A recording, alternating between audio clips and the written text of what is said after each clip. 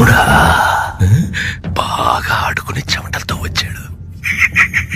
వీడినిప్పుడు నరికితే రక్తం వేడిగా వస్తుంది. నువ్వు వచ్చేలోపు మీ అమ్మని మీ తమ్ముణ్ణి నరికి పార్ట్స్ అన్ని మిక్స్ చేసి పెడతాను. వద్దు, మళ్ళీ చేయొద్దు. ఏయ్, ఎందుకురా నన్ను ఆపుతున్నావు? నువ్వు వద్దంటే నేను వదిలేస్తానా? ఓపెన్ చేయి, నన్ను బతుమాలుకో. బతుమాలరా, వదిలేస్తాను. ప్లీజ్.